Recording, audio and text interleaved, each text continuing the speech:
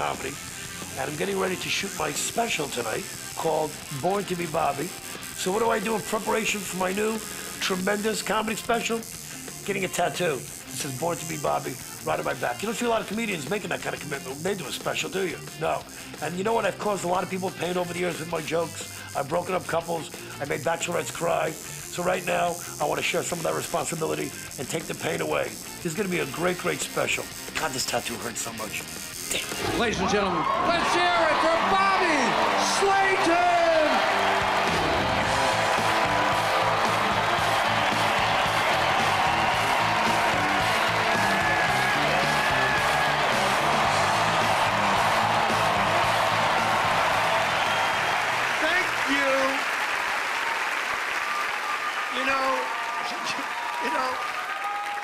Let's not get started on the wrong foot. To be honest with you, that was a lot more than I expected. I appreciate it, but obviously you people don't get out much, do you? I gotta tell you something before we start this thing. I've been living in Vegas now for a couple of years. I just left and I've been traveling on the road. I'm bringing the comedy to the people. And I just started getting back out there to the comedy clubs. And I honestly believe, and maybe I'm being naive here, I honestly believe that the government is doing everything they can since 9/11 to make airline travel safe for us. So here's the thing. I'm flying home yesterday, back here to Southern California. I'm at the airport waiting to go through security. Okay. There's an elderly Asian couple in front of me. They're really cute. They're like 80, 90 years old. I don't know if they were Chinese or Japanese. Maybe they were just tired, but they looked Asian. I don't know. I'm just saying. And they're really cute. They're walking like old people, where it looks like they bought their shoes at one of those discount Payless places and they forgot to cut the plastic thing, holding them together. Okay. So we get to the security checkpoint, and I guess these poor old people don't know that cosmetic, toiletry, gel, liquid law, which you're all familiar with. I don't need to tell you that when you fly, you can't carry shampoo. If it's over 6 ounces, you gotta claim it, put it in your fucking shoe with the computer. Okay, you know the drill. So these poor old people don't know the drill, and they're taking all their stuff away. And it's amazing to me, though, when you fly, and I'm sure there's a reason for it, that when you get on a plane and go through security, you can't have shampoo or conditioner, shaving cream, deodorant, or toothpaste. Every goddamn thing that terrorists probably don't use, we can't have. Right?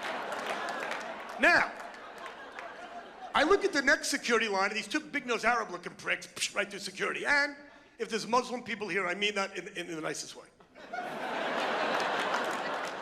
So I say to security, look, I know you guys are just doing your job, but what are you doing to the elderly Asian people? Why don't you get the two big-nosed Arab-looking guys?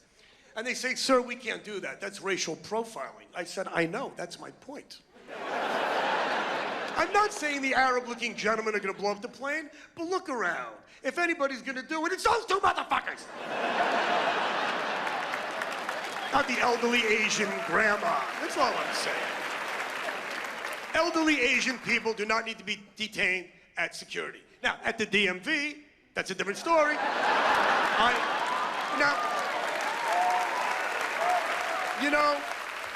didn't want to open up with that joke. I know it's a stereotype, but how many Asian race car drivers can you name? That's how many.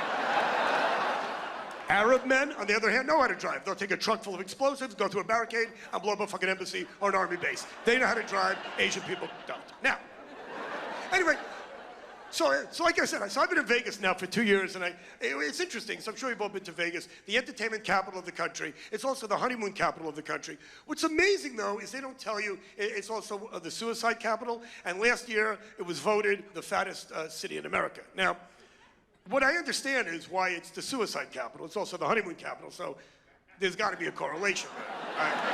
I'm just saying, you go to Vegas and you wake up with a wife and a hangover and no fucking money, and then you wonder why the windows don't open all the way. Okay,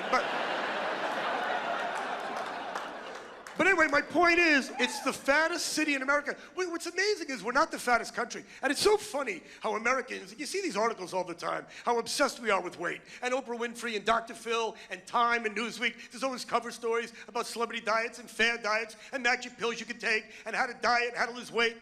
But like I said, we're not the fattest country. The fattest country, the blonde, you know? Great way to start a show, Bobby. Ask the blonde the question. Sorry. It's like talking to a chicken.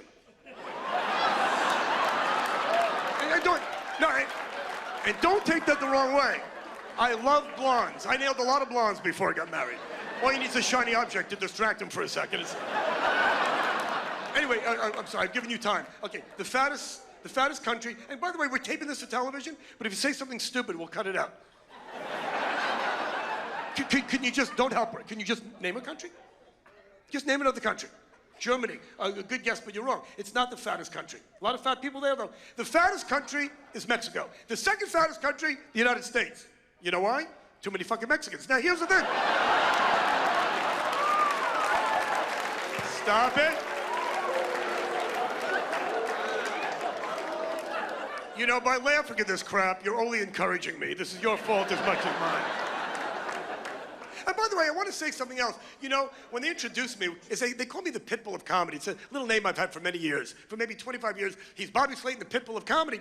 And I wanted to call this special, you know, the Pitbull attacks, or the Pitbull bites back, the Pitbull unleashed. My manager, my wife, and a lot of people close to me said, Bobby, you got to stop with this Pitbull thing. Because what happens is, people, you know, are afraid to come to your show. They don't want to sit in the front row. They think you're going to be aggressive and attack people. And I don't do that. Occasionally, I'll talk to somebody in the front row who needs my help, and they don't listen because they're retarded, and I yell at them, and it appears that I'm attacking.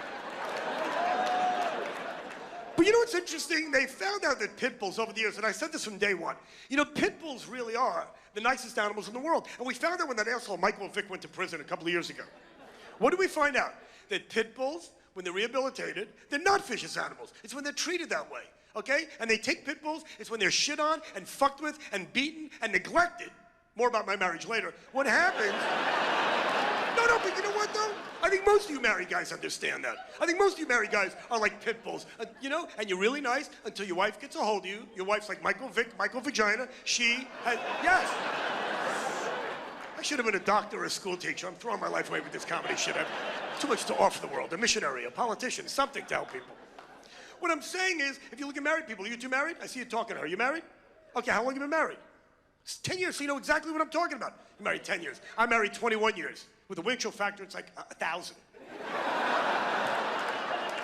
What I'm saying, and I'll say this on television, that I'm sure that your wife has said to you how nice of a guy, when she met you, you were a great guy, and now you're a fucking asshole. You've heard that in one form or another. Exactly, thank you. The doctor is in. I'm not the pit bull. I'm the doctor of comedy.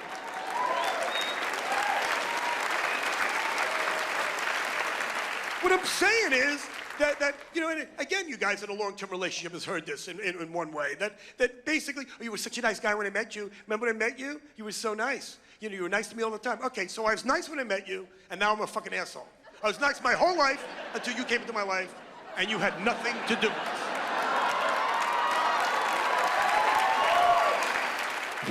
Women, I'm not blaming you, but can you take half the responsibility?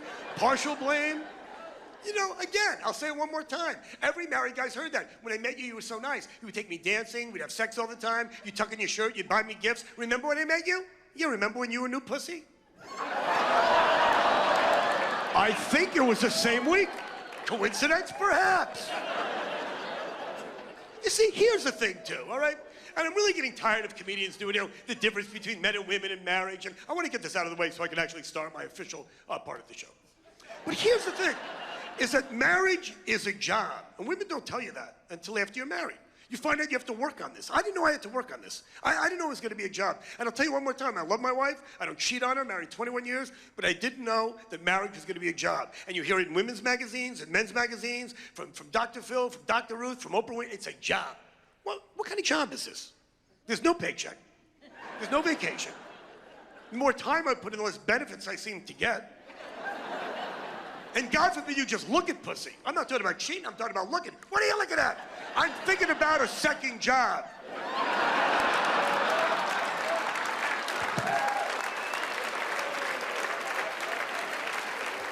I am trying to keep this family together in this economy, and I get no appreciation whatsoever.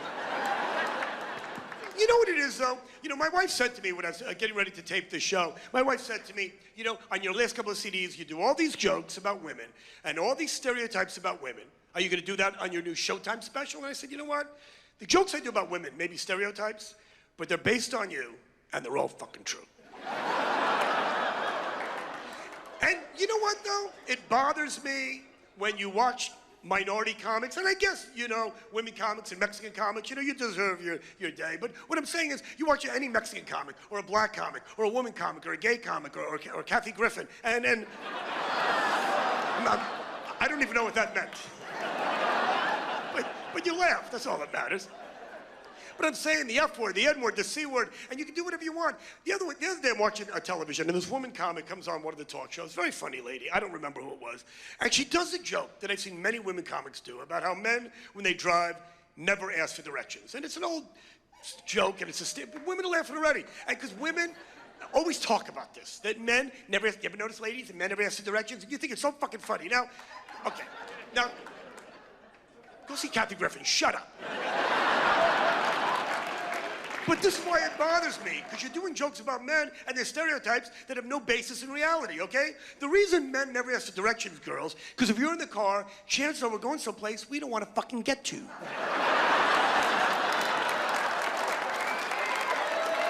It's as simple as that. Believe me, I got World Series, U2 tickets to the Stones. You know, I know exactly how to get there. I got it mapped out a week in advance like a bank heist. I know exactly what to do. Where to pee, where to park, how to get in, how to get out. I know what I'm doing. I'm going to your mother's house for Christmas. Fuck, we missed the exit, you know. Honey, we'll see her next year. By the time I turn around, Thanksgiving's in 11 months. Relax, I'm going home.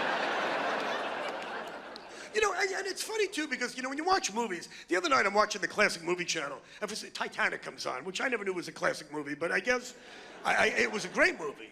But if you watch these classic movie channels, it sometimes amazes me what a classic movie is. Titanic, I understand, won Academy Awards. Weekend at Bernie's, you know, Porky's 2.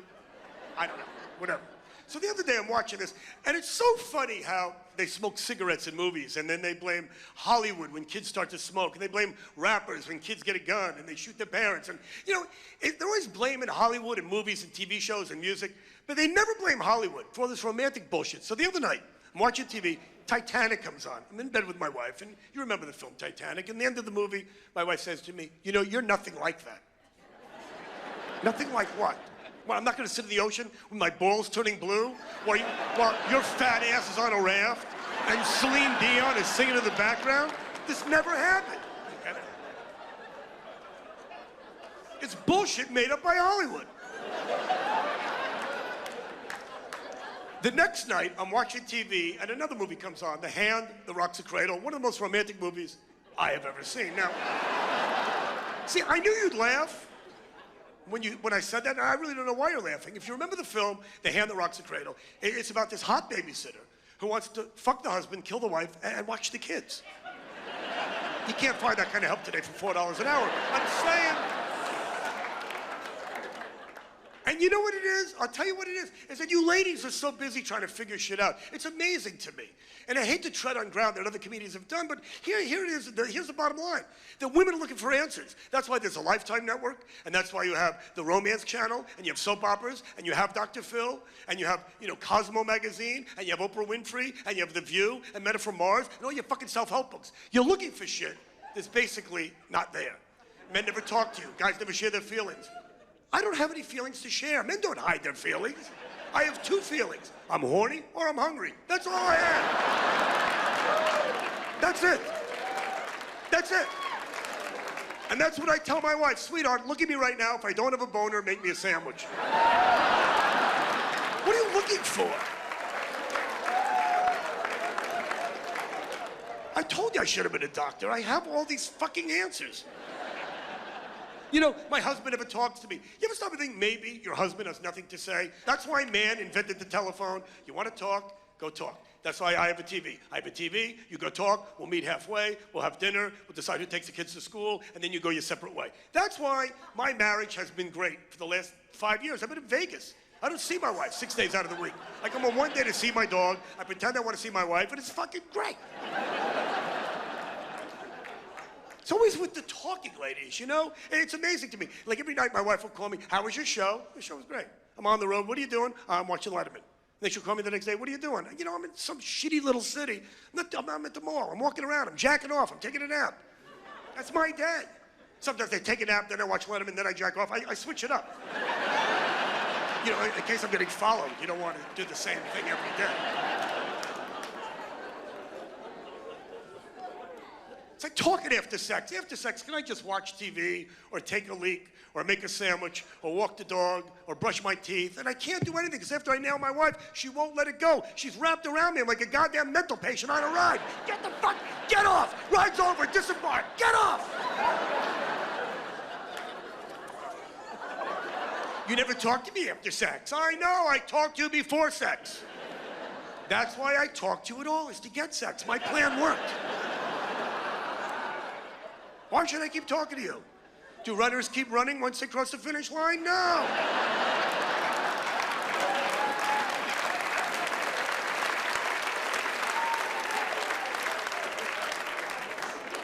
By the way, I do kids' parties, corporate events. I'll give you my card after the show.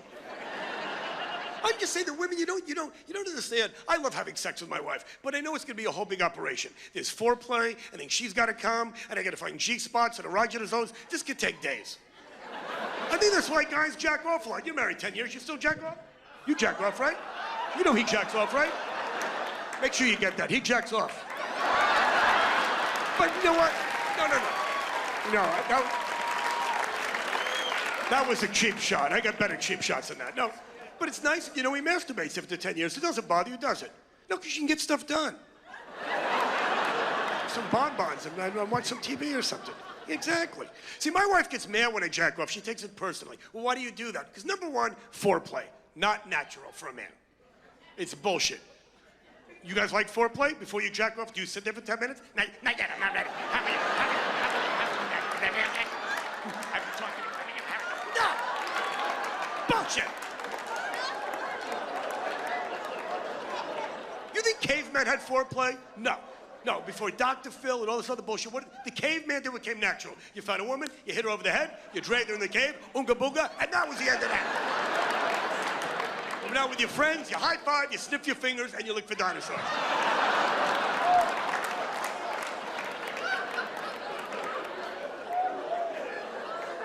I'm gonna tell you something right now. I masturbate so much that when I fuck my wife, I feel like I'm cheating on my hand.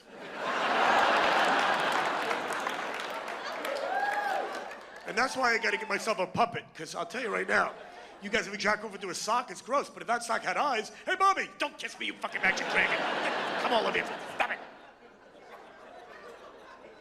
I'm just saying when you make love to a chick, you know, you gotta find erogenous zones and clits and spots and do the hokey pokey and turn yourself around. It's like an Indiana Jones movie. And turn the right titty to the left and left titty to the right before the magic vagina may or may not open. I don't have time for this bullshit. I can jack over and brush my teeth at the same time. With a sandwich between my legs, ready to rock.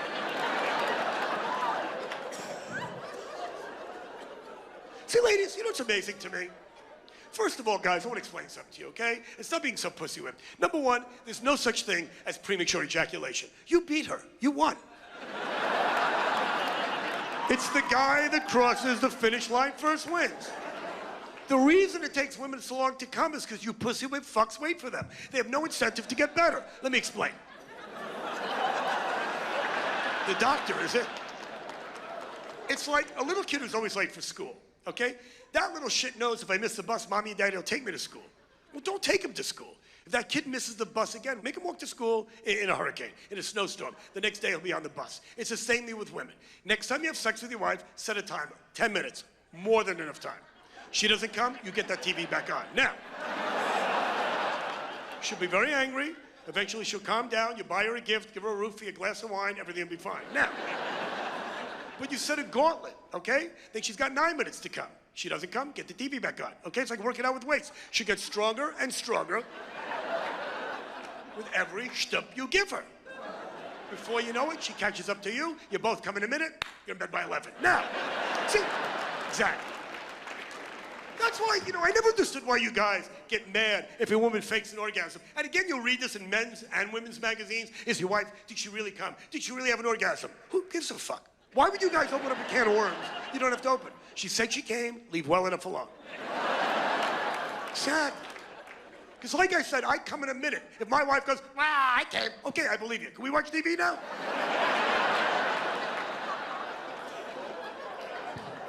But the point of this whole thing is women, men don't have G-spots and clits and dots and spots and areas. Touch my cock, that's all I like. You know, Again, you know what? Even though I should be a doctor, I'm not an expert, but it's amazing to me that my wife, she goes, oh, you kiss my neck right here. Okay. And a friend of mine says, your wife likes it? My wife likes it. Oh, right here. What's there? There's no hole, there's no nipple, there's nothing there. There's just, okay, I'll do it. Just don't reciprocate. Touch my cock, that's all I like. I don't have twins. Get the fuck off me. Stop nibbling on my ear. Get rid of you, my grandmother. Fuck, touch my dick. That's all I like. Stop it. Biting me, talking to me. Get the fuck, you're annoying me. That's why man invented the necktie. Nice tie, penis. You are here. It's like, you are here. It's like at the mall with the map of the mall. You are here, touch my penis. I get things to do. You see? See, here's the thing, Mr. Pitbull of comedy. So far, I've attacked nobody in the crowd.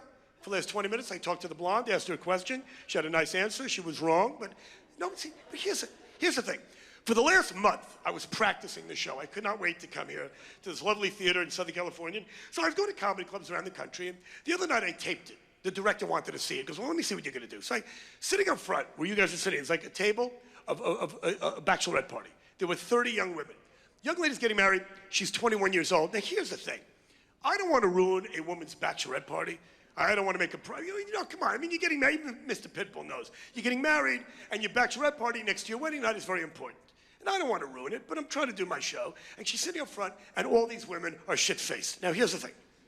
When guys drink, and yes, this is a stereotype, but at least my friends, when most men I know drink, most men can handle alcohol. I mean, you see these glaring examples in sports bars and on the show Cops and New Year's Eve. Yes, guys can be assholes. But most guys I know can have a drink, a martini with dinner, a six-pack with the game, and be fine.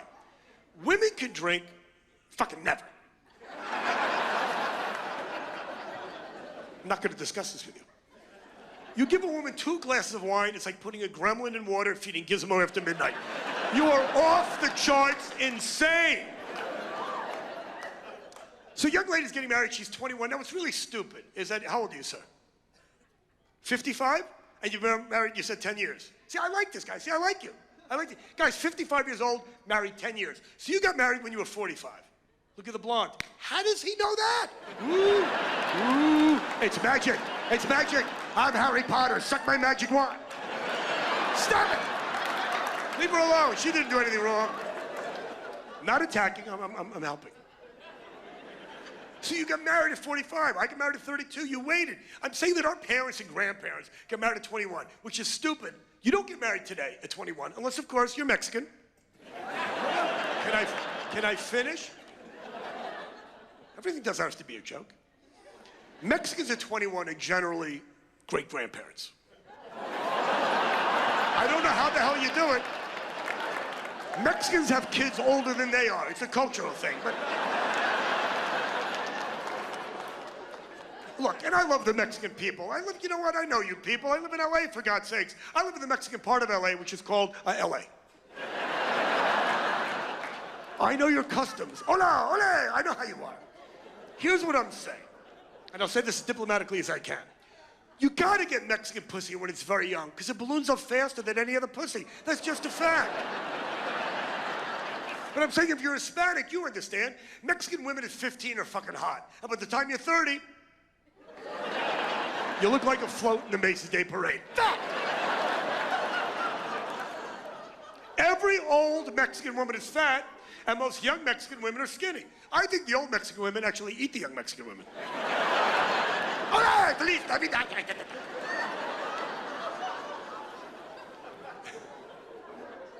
Can I finish my story? So we have this bachelorette party. In the front row, and I start talking about marriage, or as I like to call it, the war on terror. Now, my wife is not my best friend. I love my wife, but I hate when guys, she's my best friend. He's my best friend. Ladies, he's not your best friend. Dog is man's best friend. I didn't make that up. But for generations, in every country around the world, dog is man's best friend. And my wife doesn't get that. You know, when I go on the road and I come home, my wife goes, you bought him a present. You didn't get me a gift. Well, I went to PetSmart. $3.99. If I can find something under $5, it'll shut you up. And make you lick my balls, no questions asked. You could be my best friend. Until then, you're not coming on my space. You're not my friend. But I hate when chicks do that. He's my best friend. He's your fucking husband or your boyfriend. If you want to be a drama queen, he's my lover, okay? Your fiance, the defendant, the plaintiff, whatever. The dog is man's best friend. And don't you take that away from us. Anyway, so this bachelorette party's in the front row, and I started saying how, you know, my dog's my best friend, and last year I forgot my anniversary. I missed it by a day. We'll get to that. I hate holding hands. I jack off a lot. I like porno. I go to strip clubs. Anyway, this bachelorette stands up, and she storms out of the showroom, followed by her fat bridesmaids. Okay. They're usually fat. They walk out here like the elephants in the circus. You know, with the... You know what? It was kind of cute. You had to see it. Anyway, this little bitch turns around and she's walking out of the club and says to me, you know what, you're a fucking asshole. Well, we've established that. But then she's got the nerve to say to me, you know nothing about marriage. I go, excuse me, I'll say it one more time. You're 21, I've been married 21 years. I don't cheat on my wife, my daughter's getting straight A's in college. I'm doing really well in a nightmare of a situation. You people appreciate it, I love you guys. But this little bitch is yelling at me that I know nothing about marriage, and she says to me, and you know what? My fiance doesn't need to jack off, loser, because I'm there for him. So right there, she's fucking delusional. Delusional. You're building a marriage on a foundation of lies. Really, princess? Your fiance doesn't jack off? And where's he tonight, Cinderella? At a goddamn comedy show? No, he's out with his friends eating cake out of a hooker's pussy. That's where he is. You see why I should have been a doctor? I love helping people. So last night, this is even better. So last night, I'm getting ready for the show, and I go to the Improv up in LA, and I'm going over my stuff, and sitting in the front row, these two guys, and I kept calling them gay, and I knew they weren't gay. And after the show, I'm walking out, and these two guys come up to me and say, hey man, we're not faggots. I said, first of all, we don't need to use that word. I know you're not gay. And I said, if I thought you guys were gay, I never would have picked on you. So you two guys are safe. Now, shot of these two homos. Okay? You can't see this. This guy laughing more than that guy. What does that show you? He's the husband, he's the wife. That's the one laughing. You can't see it, believe me. That's Siegfried, that's Roy. That's Ike, that's Tina. This is great. You're going to be famous. This is going to play all over the world to millions of people, wherever you go. Those are the two fucking homos from Bobby Slayton Show. Hello, hello, you can say to people, hello. The black guy, I want to tell you something. Oh, you see what happened? Get a shot of the black guy. You see the tension? Thanks for fucking up my show. Keeping it real? Yo. No. You see? You see? God bless Chris Rock. God bless Dave Chappelle. And like I said earlier, all these minority comics, because they can do whatever they want. I just pointed out the black guy. And, You happy you fucked up my show, my brother?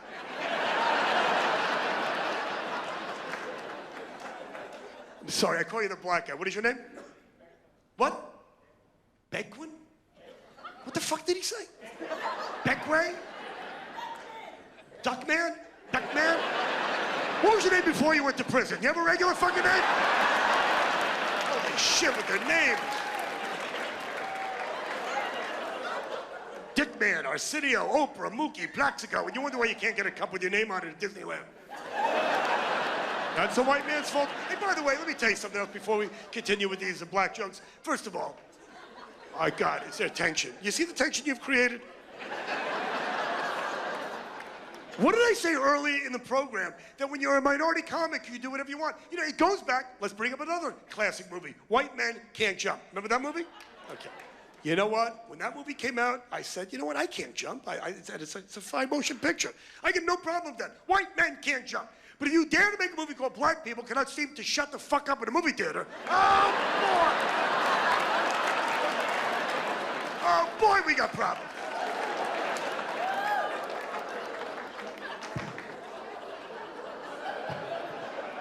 And you know what? And I make no apologies, but stereotypes are based on fact. When you say that Asian people can't drive, or black people talk in movie theaters, or blondes are stupid, let me tell you something else that'll make you more comfortable. Jews are annoying. I'm Jewish. I think Jewish women from New York are probably the #1 cause of homosexuality in this country today.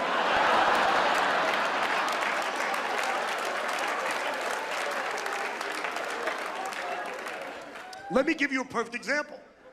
Fran Drescher, the nanny. How hot is she? Hot! until she opens her big fat Jew mouth. Hi, how are you? Hair. If I came home to that, I'd be sucking cock in a second, my friend. Give me a condom, a sleeping bag, Brokeback Mountain, a fishing rod. I can't get there fast enough. Gay guys like musicals. These things, married guys don't get head. All based on fat. Fat. I know half the crowd's on my side. Excuse me, there's not a married guy in this room happy with his blowjob situation. Let that sink in. There's not a married guy alive that has ever come home from work and said to his wife, "You have to suck my cock the second I walk in the door." I've had it with this bullshit. Can't you ask me how my day was? Can't you hold me? Talk to me as a person. Do I have some recognition out there? You know, it's so funny. When I told you earlier I was going to tape this, my wife said to me, "Are you going to do more jokes about my wife doesn't blow me?" And I said, "I might." She said to me, "You did that on your last 3 CDs. I said, "Well, don't you see a pattern here?" What I'm saying is stereotypes, you know, and it's amazing to me, but you see, the point is, my wife says that to me all the time. "Is that who you care about? I should just blow you and not talk?" Yes. I think she's being serious for a minute, and then I realize she's facetious. Is that who you care about? Yes. Yes, that's all I care about. I just want you to blow me and not talk. Why did you marry me? Because I can't blow myself, that's why. And believe me, I've tried. Every guy in this room is trying to suck his own cock, and you can't. That's why you're in the predicament. That's why. Shut up. It all worked out. Guys can't blow themselves. That's why you're in the predicament you're in today, okay? And believe me, I've tried to suck my own cock. I've tried everything, okay? I took yoga for a year. I bought a Craftmatic bed that folds up.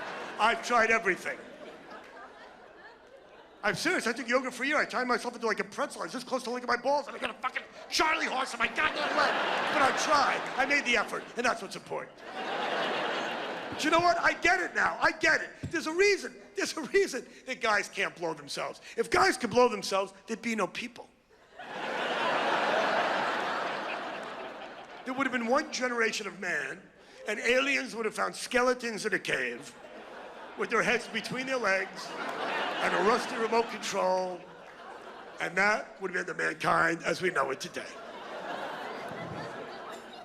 Are you okay, sir? I've been married 10 years. I got to give you credit for that. I really do. When's your anniversary? Don't tell him. When's your anniversary? What? Easter. Do you have a date? It's like Pavlov's dog. When the kids start to find the eggs, I gotta buy them broad something. It's good. Get 2 holidays out of the way. What is the date? The date of your anniversary? 23rd. What? 23rd of what month? You don't know. Okay, fine. All right, he was almost there. He was almost there. You know what? Let me explain something to you. Even me, Mr. Pitbull of comedy, you know what? I do jokes about my wife. Actually, been very stoic and really cool about a lot of this stuff. But the one thing you can't forget is your anniversary. If you forget her birthday or Valentine's Day, I mean, none of it's good.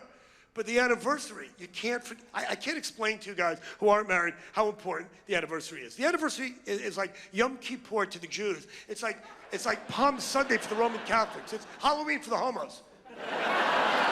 Right? Dressed up like a fire chief, an Indian, you can be, you know.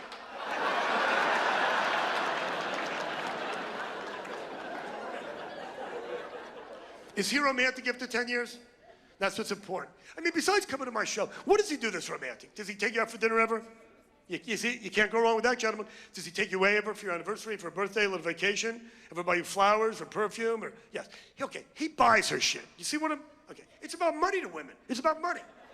It's about money. So let me explain something to you. And this is not a woman's fault. Ladies, I'm going to stick up for you. I'll make it quick.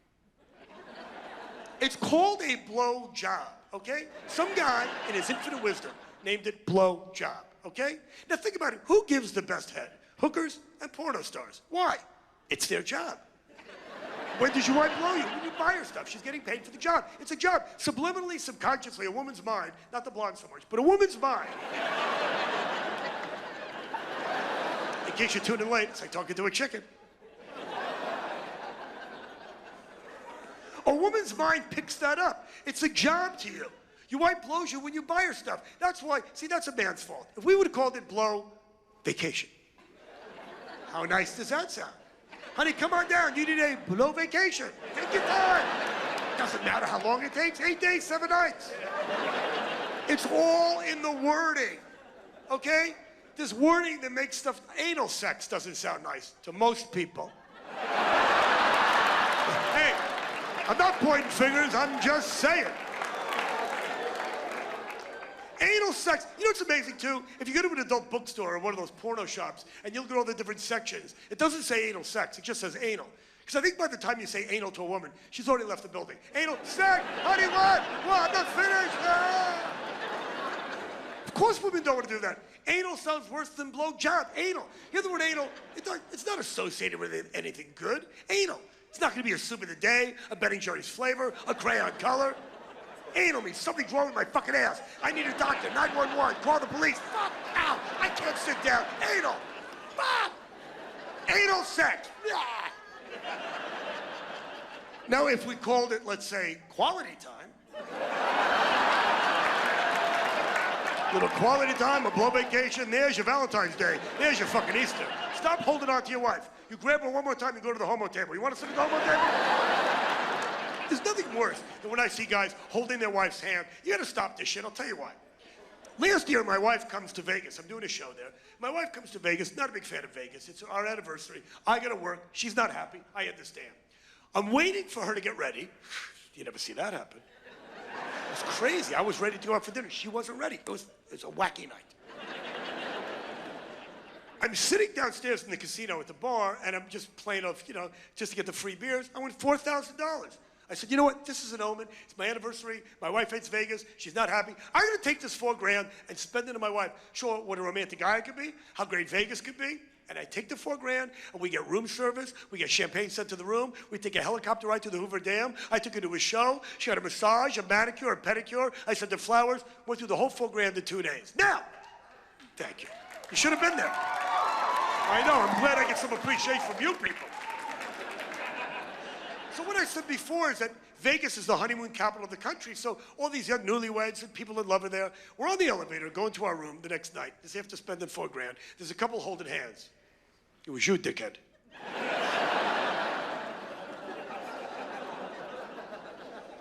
They walk off the elevator. My wife says to me, you see how he holds her hand? You don't love me like that. You never hold my hand. And I'm thinking, I just spent $4,000 on this fucking broad. Helicopter rides, limo, champagne, dinner. What the fuck do I have to do? I'm James Bond. What do I have to do? See, ladies, that's another thing that pisses me off. Why do women always get to decide what's romantic? You never hold my hand. Well, you never hold my cock. That's romantic to me. We've been to Hawaii 5 times. Not once on the beach have you tickled my balls as the sun sets in the west. Gotta hold your hand. When we get to the corner, if you're afraid to walk across the street, I'll hold your hand. What are you, a monkey? What are you, 9? What are you, retarded? Are you a 9-year-old fucking retarded monkey?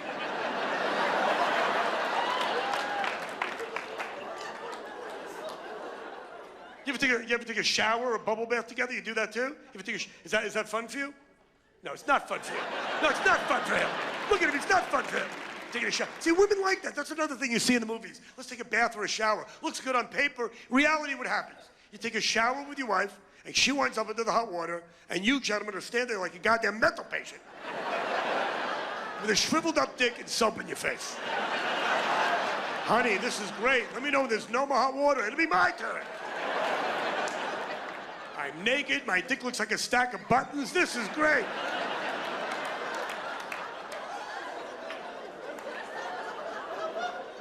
My point is, it's about money to women.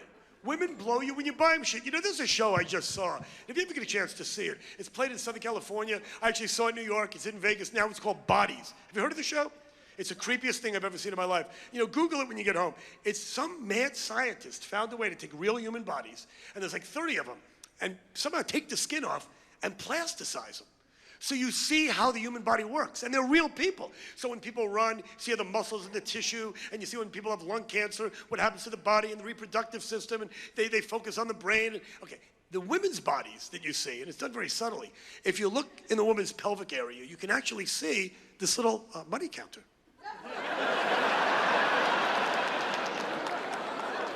Yes. If you remember the Good Humor Man of the Ice Cream, I had that change counter based on a woman's pelvic area. Before a woman fucks you, there's a little artery that goes to her brain. She figures out how much money you have, and the vagina opens or not, like a Venus flytrap. It is fascinating. It is educational. The pussy takes American Express. That's why it's shaped like an ATM machine.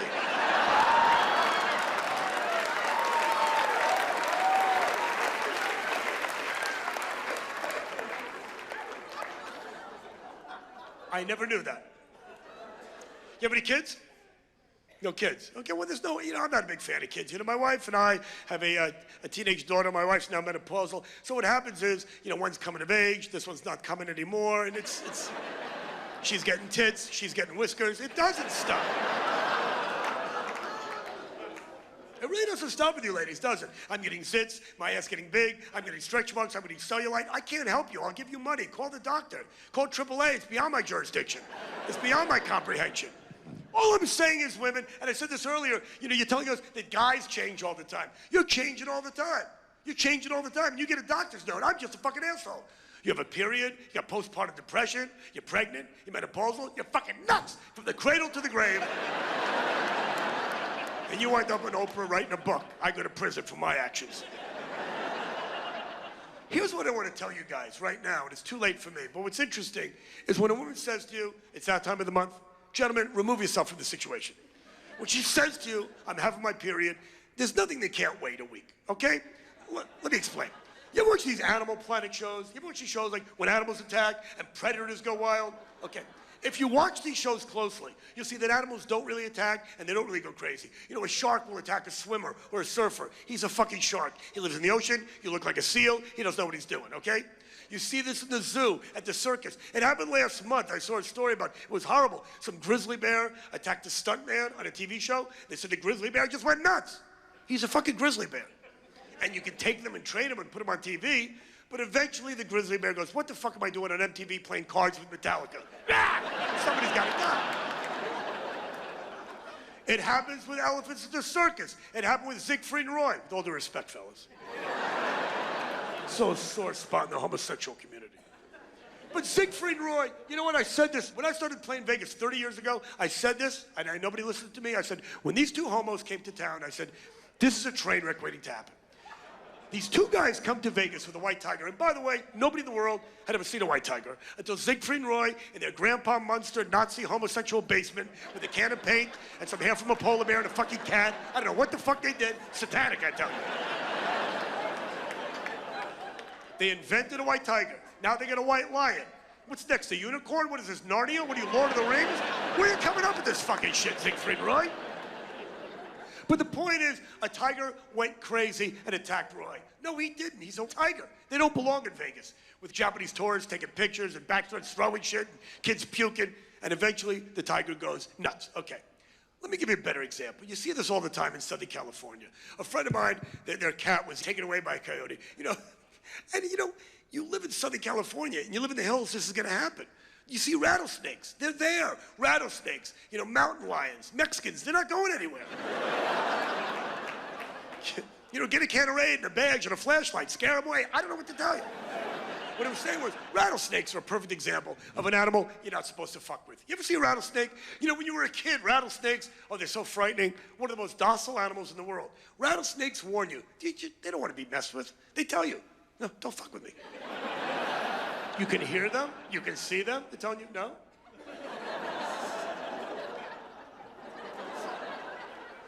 Women are the same way. That was a long way to go for this joke. Thank you for hanging in there. Wow.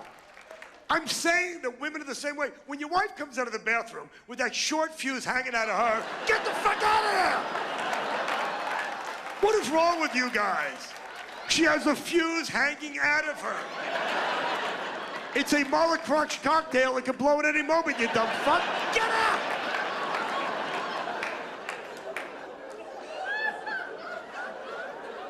It's really interesting, too, when I said to you I have a teenage daughter, And I keep forgetting she's not a teenager anymore. She's 21 years old. And every time I introduce my daughter to people, you know, she's a teenager. Daddy, I'm 21. But it goes by really quickly. And they grow up very quickly. And if you have a kid, you know this. And it's sad. She's moving out next week with a boyfriend. And you know, I realize it's part of life, but it's just not right. And you know, how come your wife can't grow up and move out? And your children stay with you? How great would that be? Wouldn't that be great, guys? Honey, you know, you're 50. You're getting big. It's about time you got your own place. You don't fuck, you can't cook, your work is done here.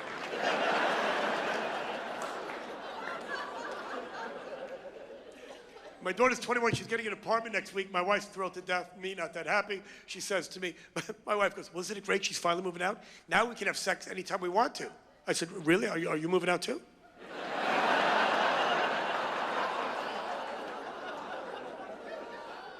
I'll tell you what's tough is shopping for your wife. I mean, you're married 10 years. When you first met your wife, I bet you could buy her some clothes and buy her a nice little outfit. And you know what happens? The longer you stay married, the tougher it is to shop for women. Because here's what happens. They get older, sizes change, colors change, themes change. I don't wear shoulder pads. It's the wrong season. I don't wear that anymore. I'm too old for this. I don't really like that. You know, whatever.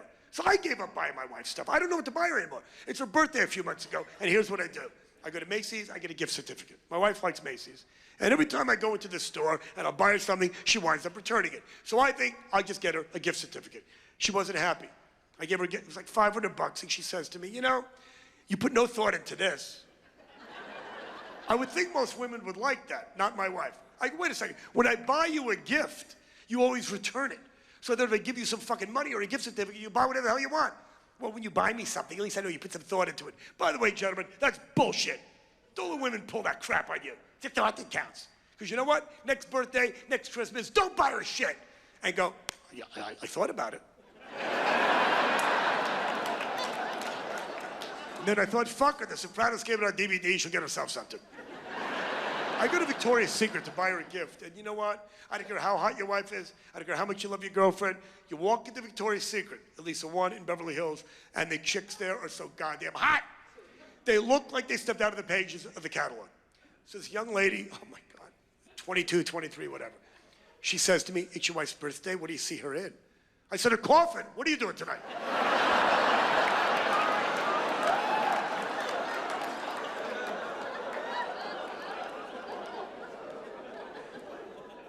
See, you're blonde and you're hot, but you're not really that blonde, are you? Maybe at one time. See, it doesn't matter to me if you're really that blonde, whether your tits are real, I don't really care. You have very nice tits, and so do you, sir. You're a perfect man. You know what's amazing? My wife gets mad when I look, well, she's not really blonde. I don't care. You think those tits are real? I don't care. She's had her teeth capped. I don't care. I don't care. I don't care. I'm a guy. I used to whack off to Betty and Veronica comic books. This is fine. She's got a vagina. She's not you. I can work with this. My wife dyed her hair blonde about 2 months ago because she read an article, I'm not making this up, she reads an article in Cosmo magazine that says, if your husband likes blondes, why don't you dye your hair? It'll spice up your romance and mystery to your lovemaking. I said, who the fuck talks like this? I said, you want mystery? How about if I go out and I fuck other women and you try to guess who they are?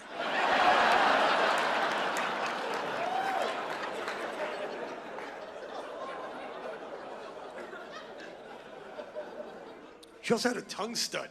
I go, what are you, Lindsay Lohan's mother? I come home, she's got a tongue stud. I go, what's that all about? She says to me, it makes oral sex better. And she starts walking at me. And all I see is Kathy Bates from that Misery movie. This whole fucking wacky broad out of her mind. I said, it makes oral sex better. As often as you blow me, I'll go to Home Depot, I'll buy a nail for a nickel, and I'll just do this. What is wrong with you? You ever see me jacking off with brass knuckles? No, now take that out of your mouth. Honey, I'm horny. Where's the cheese grater? This rocks!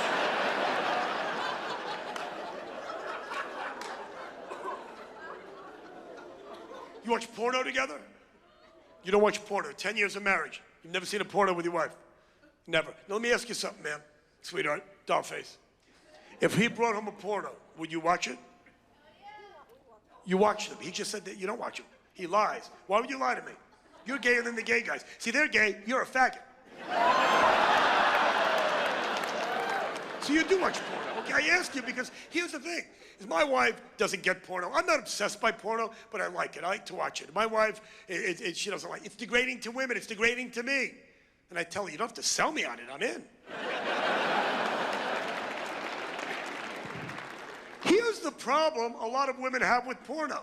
I don't think the women here seem to be quite a hip crowd this evening, but a lot of women, and again, my wife included, thinks that when I watch porno, I expect her to do these things. A lot of women will look at these things, men's magazines and porno. Real women don't look like that. Real women don't do that. I know. That's why I look at that. That's why I watch that. That's why I read that. If real women did this shit in porno, I wouldn't need porno. I know my wife's not going to do that stuff. I think all you guys realize that real women don't do this shit in porno. If real women did this, I wouldn't be doing comedy. I'd be cleaning swimming pools and delivering pizza.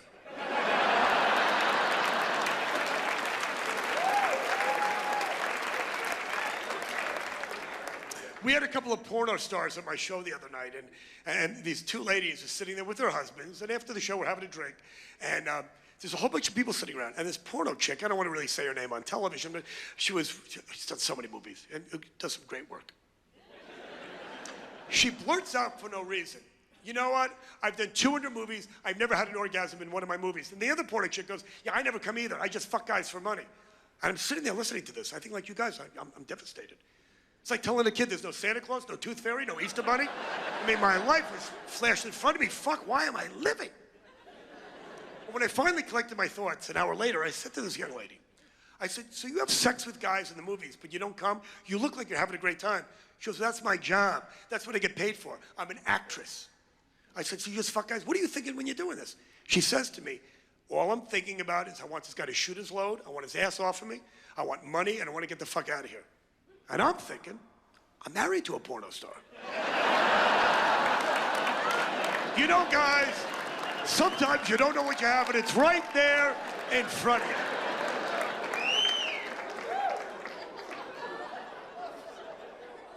But here's the funny part. They give me a pile of movies, and I put them in my bag, and I take them home. And I don't watch this stuff at home, but I'm on the road. You know, you got to do your research for nights like this. So my wife opens up my bag and says to me, Anal Invaders 3? I can't believe you brought this into the house. I said, well, why not? She says, it's fucking disgusting. I said, first of all, you don't know what you're talking about. You didn't see the first two Anal Invaders, you know?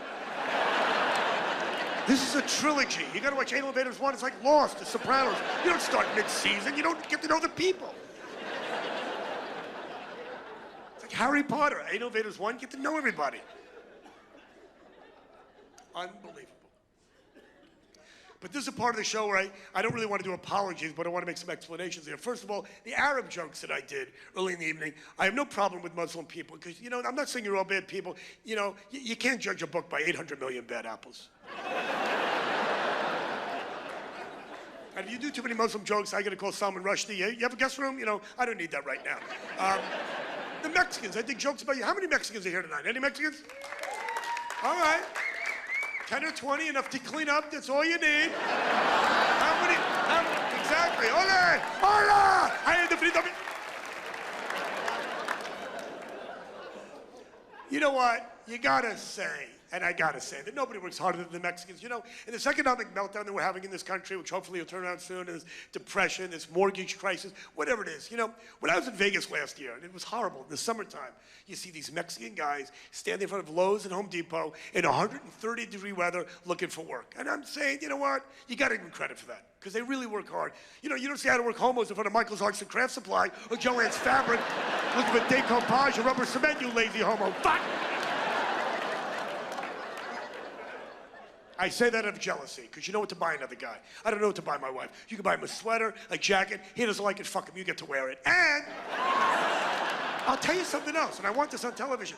You know when you're gay, you gotta get great head, because a guy would know how to suck another guy's cock. And I'm saying, see, my wife does not give good head, and I can't tell her that, because then I'll get no head.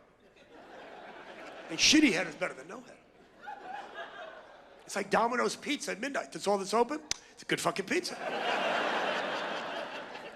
Oh, Asian guy. Hey, I didn't even see you. An Asian guy with a white woman. You know what to make? Get a shot of this. This is really great. No, I'll tell you why. I got a great story for you. Hold that thought there. Okay. So here's the thing. I meet my daughter's boyfriend a few weeks ago, and a very nice man. But you know, when you're a father, you know, you see these movies, Father of the Bride, Meet the Parents, and it's really tough for a dad when, you know, your little girl's getting married, your little girl's growing up. It's different with a guy. I'm sorry it's a double standard, but it's true. So my daughter says to me, Daddy, my boyfriend's coming over. And I've been on the road for so long and traveling that I never got to meet this kid. So he comes over. She says to me, you better sit down. I said, well, whoa, here we go. What, has he got herpes? He wrecked my car? Are you pregnant? Are you getting married? Well, why, what's going on? Says to me, Daddy, and I'm just freaking out because she's never said to me, you better sit down. She says to me, just want to let you know, he's half black. And I said, is it the top half? Because I'll work with you in this situation. I said, and I actually had a sigh of relief. I said, you're dating I think you were dating Carrot Top. I'd have to kill both of you if that happened. And I said to my daughter, don't you remember? I said, why would it bother me that you're dating a black guy or a half black guy? I don't care what color a man's skin is. And I said to my kid, don't you remember about a month ago, you found a box of pictures from a long time ago, and you said, Daddy, who's this beautiful black woman? I said, that was my girlfriend before I met your mother. She said, oh yeah, I forgot. You dated a black woman. And with all due respect, what do they say about black pussy? And it's so true. It is so fucking true. Once you go black, you never go back. I couldn't go anywhere. She took my wallet, my car keys, but here's the thing. Yeah, motherfucker, give it a real. That's what I do, motherfucker. But what I was saying was, you see interracial marriage now, which I don't think should shock any of you. You'll see, a black guy with a white woman, a black woman with a white guy. You see a lot of Asian women with white guys, but it's very rare to see an Asian guy with white women. And obviously this lady must have major computer problems.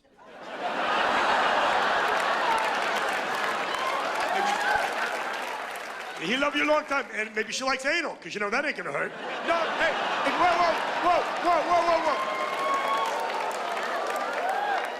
I've seen Asian porno. I know what I'm talking about. No, if it makes you feel any better, my wife's Asian. My wife's Hawaiian. Not really, but she's shaped like a pineapple. Let me tell you something. I'm trying to be serious for a moment. I've actually never had Asian pussy, I probably never will. But here's the thing. If I had to start life again, I think I would get an Asian wife, and I'll tell you why. If you have a Chinese wife, that means she's got Chinese friends. You could fuck all the friends and go, I thought it was you. Exactly, you know what I'm saying. You know what I'm saying? Come on, you can't tell them apart. That's why the easiest job in the world has got to be a police sketch artist in Hong Kong. No matter who you draw, that's the guy. Of course that's the guy. He's 4 feet tall with a haircut like Mo, and he's Chinese. What are you Chinese? Chinese. Have you been to Hong Kong? You have been to Hong Kong. Now, what do they have in the barber shops? Like 100 pictures of Mo? Oh, we got all kind of hairstyle. Yeah, Mo. Yeah, Mo. Yeah, Mo. You are a tough customer, mister, I tell you. Mo. You pick a fucking haircut. Mo. Pete Rose. Mo. Do you speak Chinese? A little bit of Chinese, okay? Now, tell me when I said something in Chinese. There's got to be something there. If you do that for a few minutes. No. I'm saying, if you do that for a few minutes, Chinese got to come out eventually. I might be very ignorant, but I'm convinced that if you go to a Chinatown, in, let's say, San Francisco, and you go to a bus stop and just start talking to a guy, eventually the guy go, oh yeah, 3 o'clock. Eventually, the guy is gonna answer you. What's funny is that I know I talk a little fast, and but at least I end sentences. You ever hear Chinese? How does that work? It's like you guys just talk till you run out of breath.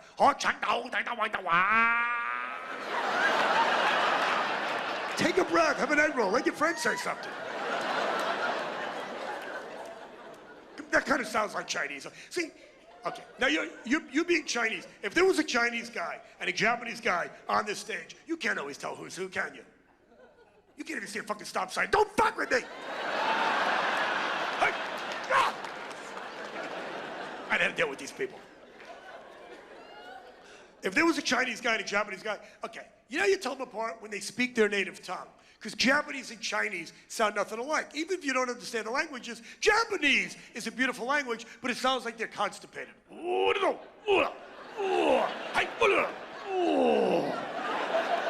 Exactly. Where Chinese is the exact opposite. Chinese sounds like something's getting shoved up your ass.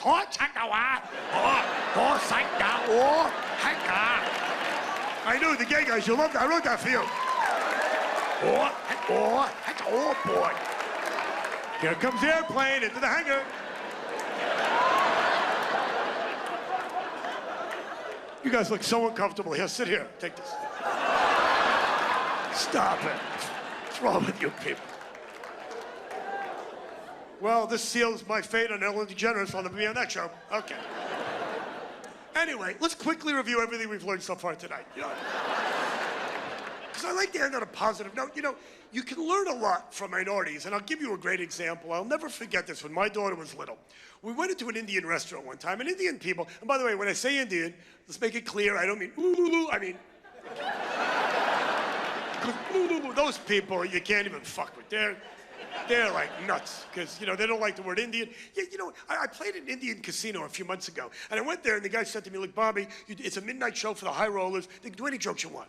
But if you make fun of our people, we're very sensitive about the name Indian. We're Native Americans. And you would think they would change the fucking sign. You don't have to have Indian casino, Tonto. You can change it. So, I went out of my way. Thank you for your understanding.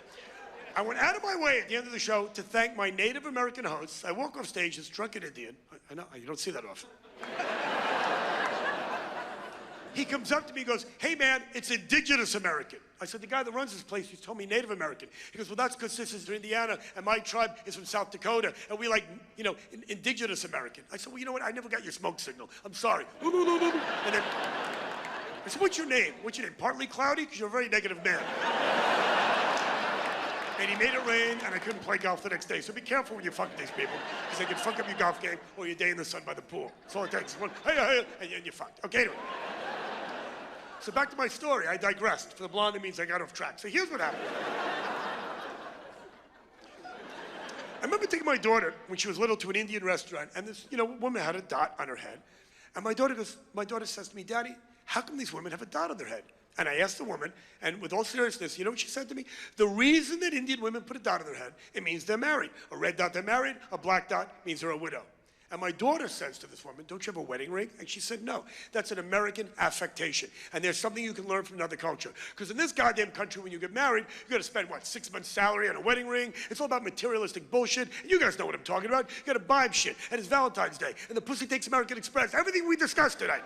It's all about money, money, money. How great would it be to learn from the Indian people? You fall in love, go to CVS, get a magic marker, 89 cents. Honey, I love you. Here's your friendship dot. Your engagement dot, your wedding dot. Tic-tac-toe. Now fuck me already. And if you give good head, I'll give you a star. How great would that be to walk down the street with a chick with a giant star on her head? Guys will be looking at you, ho, you're the man. Hey, you've been great. I gotta go. Thanks a lot. I'll see you later, everybody.